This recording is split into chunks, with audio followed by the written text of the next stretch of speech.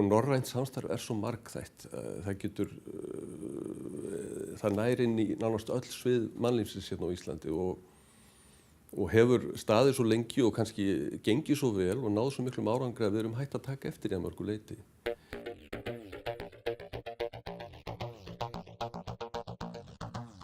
Norrænt samstarf einn mikilvægasti þátturinn í utanríkismálum Íslands.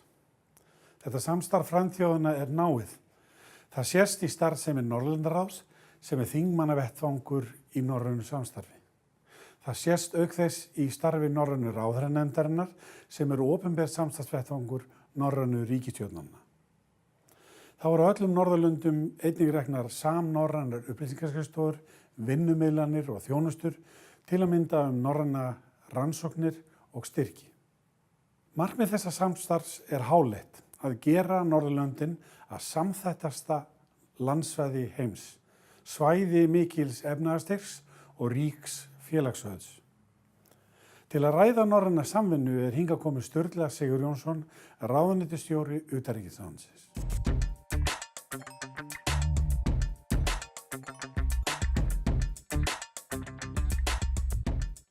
Velkomin Sturla. Já, þakka þér fyrir. Kannski í upphafi, hver maðurinn?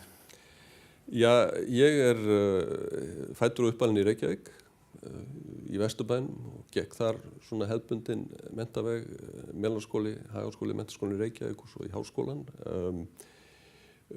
Starfaði nú eitt og annað á mínum háskólaárum og í kjölfarið en hóf störf í utanríkisþjónustunni 1987.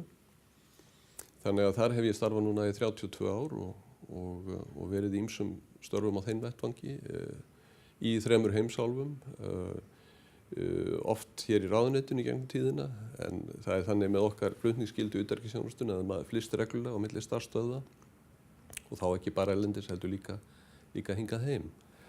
Þú varst sendiherra í Kaupmannahöfn, ekki satt? Jú, ég var þar í tæp 5 ár og það var mjög ánægjulegur og eftirminnilegur tími að mörgu leyti.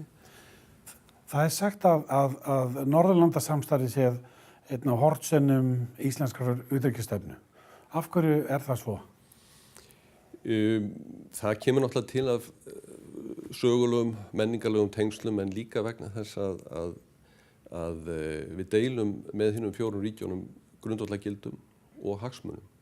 Og þessi 5 ríki, þau eru hlutfallslega á heimsmælikvarða myndu teljast öll til smærri ríkja.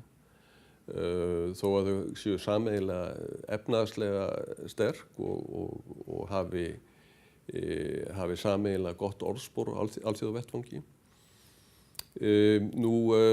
Þau eru náttúrulega í staðsett öll í Norður-Evrópu og hafa sameiginlega svæðisbundna hagsmuni þannig. Af hverju þetta mikilvægt fyrir okkar utanríkisstefnu? Það náttúrulega vegna þess að þessi 5 ríki þau efla hvert annað og sem heild að þá geta þau komið mjög sterkt fram og í ljósi þess að við erum minnst af þessum 5 að þá held ég sé nokkuð augljóst að ávinningurinn ekki minnstur og kannski mestur fyrir Ísland og þar að leiðandi leiðir að sjálfu sér að það sé eðlilegt að þetta sé einn af hornsteinum utanríkisstefnunnar. Hvernig eru þjóðirnar að vinna saman? Norrænt samstarf svo margþætt. Það nær inn í nánast öll svið mannlífsins hérna á Íslandi og hefur staðið svo lengi og kannski gengið svo vel og náð svo miklum árangri að við erum hætt að taka eftir í að mörgu leyti. Hvað okkur varðar, þar að segja stjórnsýsluna, þá hún norrænt samstarf birtist á öllum stigum, þar að segja frá ráðherrum og niður úr og niður í sérfræðinga og það felst náttúrulega aðallega í reglulegu samráði og samstarfi og stundum sameiginlegri framkvæmd. Ég myndi halda svona dagsdaglega að samráðsþátturinn sé ekki síst mikilvægur. Og þar utanríkisráðuneytið leiðandi í þessu starfi? Já, það náttúrulega öll ráðuneytin fara með norrænt samstarf í einhverju mynd og samstarfsráðherra Norðurlanda til dæmis ekki utanríkisráðherra yfirleitt. Þannig að það þarna ákveðin verkaskipting en ég held að sé óhætt að segja að utanríkisráðuneytið hefur kannski mest umfang í þessu og þá eins og vill oft verða ekki bara í hvað varðar norrænt samstarf heldur líka í öðrum málum að þá höfum við fyrst og fremst samræmingarhlutverk. Það að segja að ná saman aðilum hér í stjórnsýslunni og jafnvel utan stjórnsýslunar til þess að koma að borðinu og geta komið með efnislegt innlegg og jafnvel stuðlað einhverju niðurstöðu. Við erum með Norðurlandaráð sem svona samstarfsvettvang þingana að mestu leyti og síðan norrænu ráðherranefndina og við erum að taka við formennsku þar. Hvað þýðingu hefur það fyrir leikmannin? Já, þetta náttúrulega sko þessi norræna hringrás. Við skiptumst á að taka þessar formennskur og þetta árslöng formennska sem segir réttilega að hefjast núna. En hún snýst fyrst og fremst samræmingu. Það að segja að þetta sá aðili í hópi ríkjanna 5 sem að tekur að sér skipulagningu funda til dæmis. En það líka ákveðin frumkvæðismöguleiki inn í þessu líka. En þetta fyrst og fremst samræming. Erum við með einhverja sérstakar áherslur núna þegar verandi með formennsku? Já, við náttúrulega, þetta fléttast svolítið saman. Við náttúrulega erum að taka við formennsku líka í Norðurskautsráðinu og við erum fyrir hönd Norðurlanda og Eystrasaltsríkja að taka við samræmingarhlutverki í stjórn Alþjóðabankans og þannig að þetta fléttast svolítið saman og áherslur okkar til dæmis á vettvangi Norðurskautsráðsins að þær endurspeglast að vissu leyti líka í okkar formennsku í norrænu ráðherranefndinni. Síðan get ég nefnt, við getum kannski farið betur út í það hér á eftir en að við höfum líka tekið ákveðu frumkvæði varðandi úttekt á auknu samstarfi á sviði utanríkis- og öryggismála. Sennilega gerir ekki allir sér grein fyrir hvað Norðurlandaþjóðirnar að vinna saman víða innan Sameinuðu þjóðanna í menningarmálum, þróunarsamvinnu og svo framvegis. Það hafa verið lagðar fram ákveðnar tillögur samvinnu Norðurlandana á sviði öryggis- og varnarmála.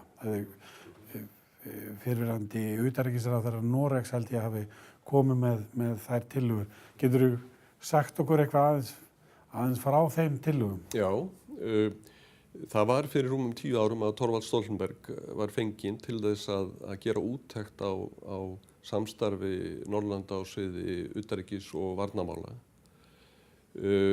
Hann skilaði prýðilegri skýrslu en síðan er liðinn áratugur og það hefur margt gerst í heiminum síðan. Það ýmis mál sem hafa komið upp sem að krefjast viðbragða og jafnvel þá að hálfu Norðurlanda sem heildar. Ég get nefnt náttúrulega atburðinn í Evrópu vegna Úkraínu, loftslagsmál, fjölþjóðaógnir, nauðsyn netvarna. Þetta eru mál sem hafa komist í hámæli síðan að Stoltenberg skilaði af sér. Nú, við ætlum að taka frumkvæði sem að lítur að því að í fyrsta lagi að leggja til við hinn Norðurlöndin að það verði metið hvernig framkvæmd tillagna Stoltenberg hefur gengið. Það er fyrsta skrefið. Næsta skrefið sem gæti fylgt í kjölfarið væri þá að það verði samþykkt að fara í nýja skýrslugerð, það er að segja aðra úttekt í ljósi breyttra aðstæðna, eins konar hvað á að segja Stoltenberg 2 og ég held að það gæti orðið athyglisverð lesning en það hafa náttúrulega ekki verið teknar ákvarðanir um þetta ennþá. Þetta eru tillögur sem við erum að vinna með og hyggjumst fylgja eftir.